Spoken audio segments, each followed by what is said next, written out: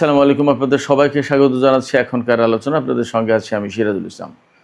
দর্শক, মার্কিন president Donald Trump হুমকি দিয়েছেন শিগগিরই হরমুজ পল্লীকে আমেরিকার নিজের ভূখণ্ড বলে তিনি ঘোষণা দেবেন।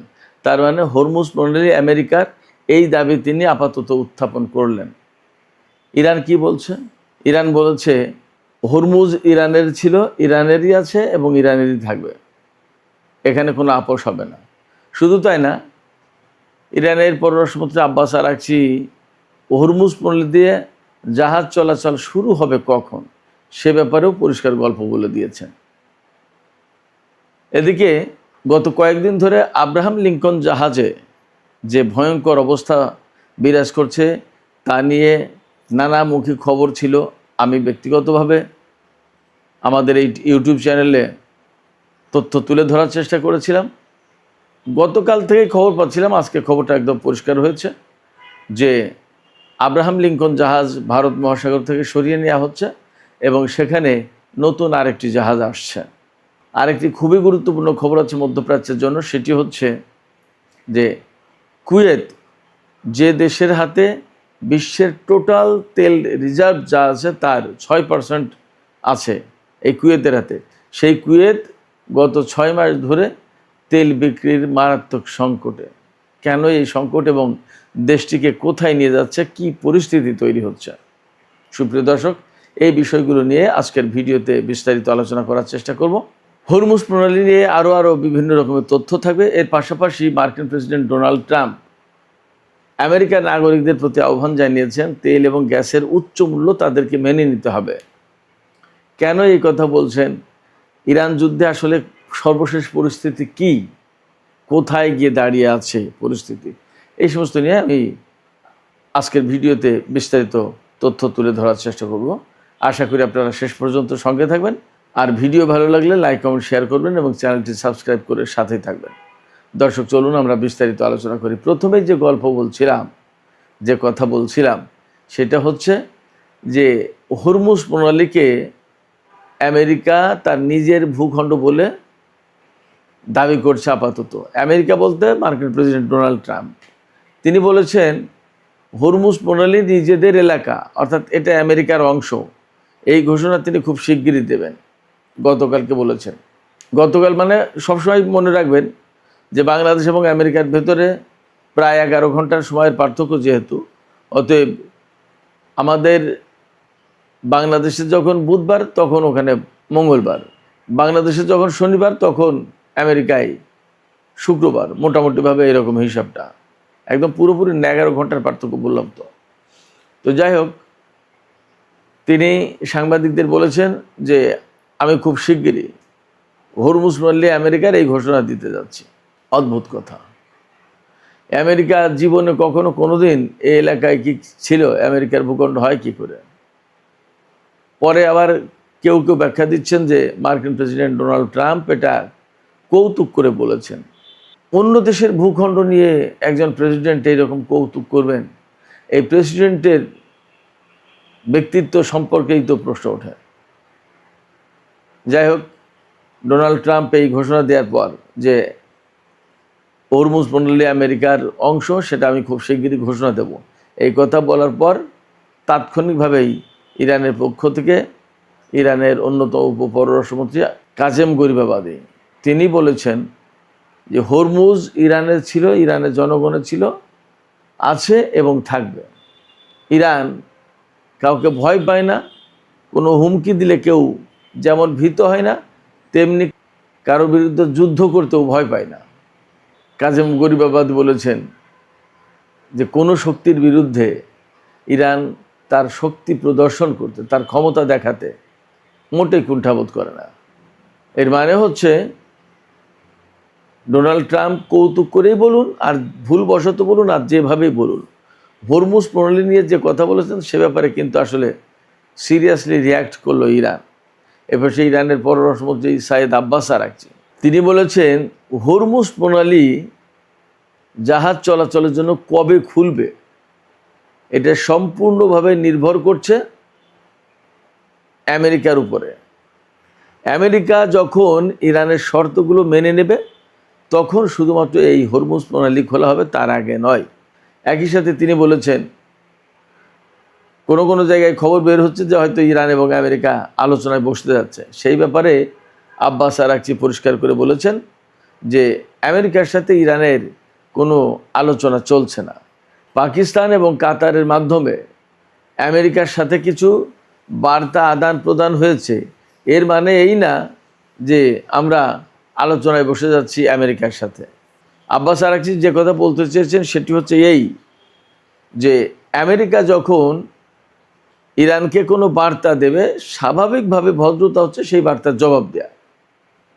ধরুন আপনি আমাকে একটা কথা বললেন যে এইটা করা যাবে কি না, আমার পক্ষ থেকে সাধারণ ভদ্রতা, আপনি যদি আমার শত্রুও হন তাহলেও আমি আপনাকে বলবো যে না, যাবে না। এটা ভদ্রতা, সৌজন্যতা। যেহেতু ইরান খুবই কালচারালি ডেভেলপড, অনেক ইতিহাস ঐতিহ্যের অধিকারী একটা দেশ, আমেরিকার সাথে তার যুদ্ধ চললেও আমেরিকা যদি তার কাছে কোনো বার্তা পাঠায় তাহলে তার জবাব ইরান দেবে, এটা স্বাভাবিক। হ্যাঁ, কখনো কখনো হয়তো একেবারে টোটালি কিছু না বলে চুপ থাকতে পারে, সেটা এমন যে সেই কথাটা বললে দেখা গেল যে ইরান কূটনৈতিকভাবে ক্ষতিগ্রস্ত হবে, তখন হয়তো বলবে না।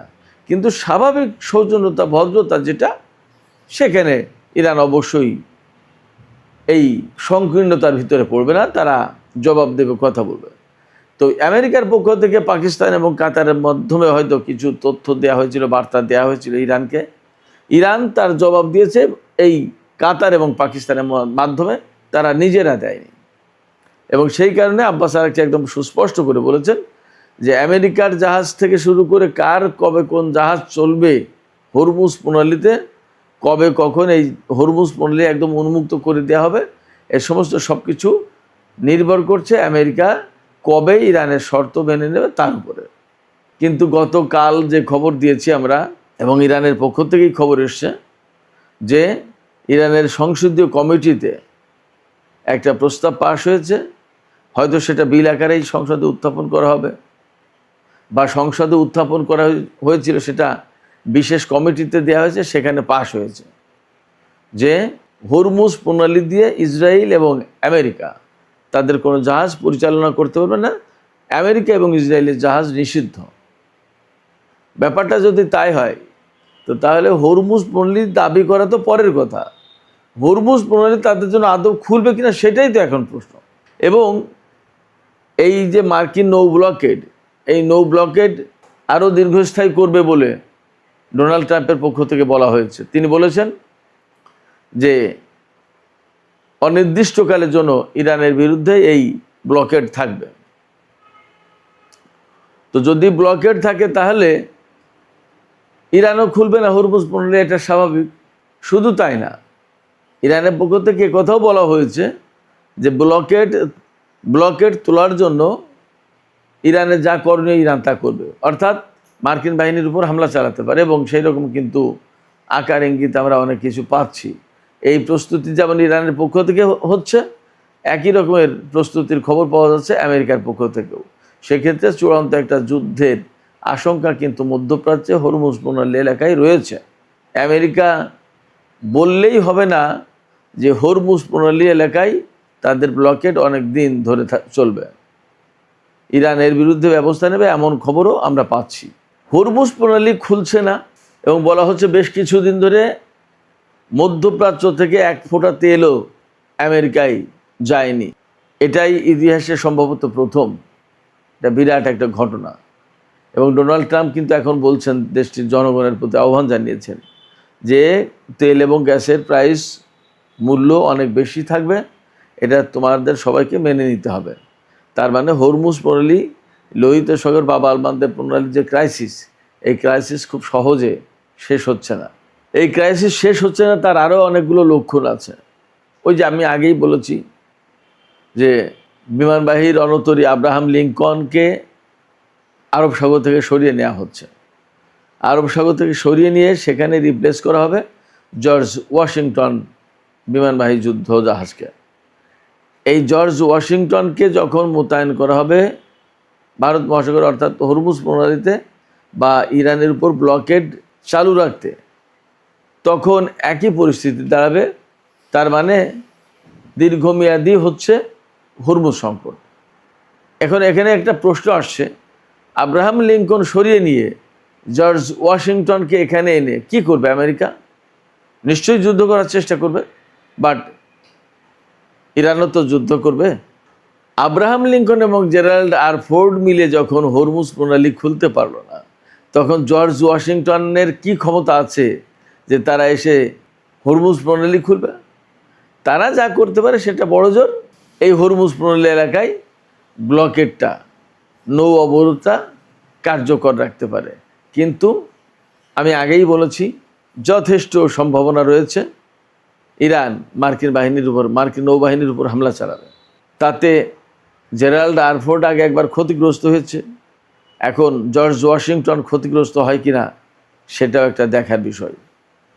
মোটামুটিভাবে সব জায়গা থেকে খবর পাওয়া যাচ্ছে, সূত্র থেকে, যে ইরান যদি মার্কিন বাহিনীর উপরে হামলা চালায় তাহলে এবার প্রধান লক্ষ্য হবে মার্কিন বাহিনীর জাহাজ। এতদিন কিন্তু ইরান আমেরিকার জাহাজগুলো লক্ষ্য করে হামলা চালায়নি, এখন তাই হতে যাচ্ছে। আব্রাহাম লিঙ্কন মোতায়েন করে রেখে ইরানের বিরুদ্ধে যুদ্ধ করবে, নৌ ব্লকেড অব্যাহত রাখবে। এই জন্য 2025 সালে অর্থাৎ গত বছরের 21শে নভেম্বর এই জাহাজ আমেরিকার স্যান ডিয়েগো ঘাঁটি থেকে ছেড়ে আসে, বন্দর থেকে ছেড়ে আসে, এবং এখনও পর্যন্ত ভারত মহাসাগরে মোতায়েন রয়েছে। তার মানে এই জাহাজের যত সেনা, নাবিক, যত যা কিছু, তারা এত মাস ধরে টানা একটা জাহাজে, এবং সেই জাহাজের বাথরুম টয়লেট নষ্ট হয়ে গেছে, কিচেন খারাপ হয়েছে, গোসলের শাওয়ার টাওয়ার সমস্ত সব কিছু নষ্ট হয়ে গেছে, ফাঙ্গাস পড়েছে, খাবার দাবারের অভাব, এবং সেখানে সেনারা প্রচণ্ডভাবে মানসিক সমস্যায়, কেউ কেউ জাহাজ থেকে লাফ মেরে আত্মহত্যা করার চেষ্টা করেছে বা পালিয়ে যাওয়ার চেষ্টা করেছে, এবং এই জাহাজে মারামারি হয়েছে, অন্তত 7 জন নিহত হয়েছে, এইরকম খবরও ছড়িয়েছে। এই জাহাজের যে সমস্ত নাবিক সেনা রয়েছে তাদের পরিবারের লোকজন আমেরিকার ভারপ্রাপ্ত নৌ সচিব হাঙ্ক কাওয়ের সাথে বৈঠক করেছেন, এবং সেখানে চেঁচামেচি, নানা রকমের কথাবার্তা হয়েছে। মার্কিন কংগ্রেসে কথা হয়েছে, মার্কিন সিনেটর ব্লুমেনথাল তিনি সরাসরি যুদ্ধমন্ত্রী পিট হেক্সেদের কাছে চিঠি লিখেছেন, জানতে চেয়েছেন, এবং সেখানে এই আব্রাহাম লিঙ্কনের জাহাজের অবস্থা তিনি তুলে ধরেছেন। আমি যে সংকটগুলোর কথা বললাম, এই সংকটগুলোর কথা তিনি তুলে ধরেছেন।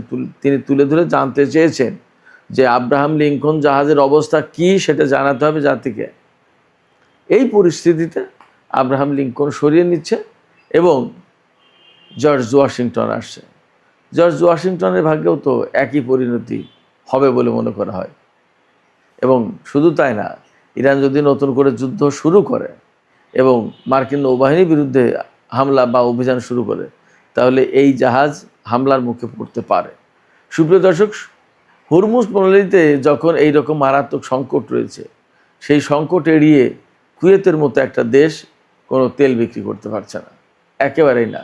ইরাক কিন্তু এই যুদ্ধের আগে যে পরিমাণে তেল বিক্রি করতো, এই যুদ্ধের ভেতরে ইরাক তার চেয়ে অনেক বেশি তেল বিক্রি করেছে, কিন্তু কুয়েত গত 6 মাসে 1 ফোঁটা তেলও বিক্রি করতে পারে। কারণ কুয়েত, বাহরাইন এই দুটি দেশ থেকে সবচেয়ে বেশি হামলা চালিয়েছে ইরানের উপরে মার্কিন সামরিক বাহিনী।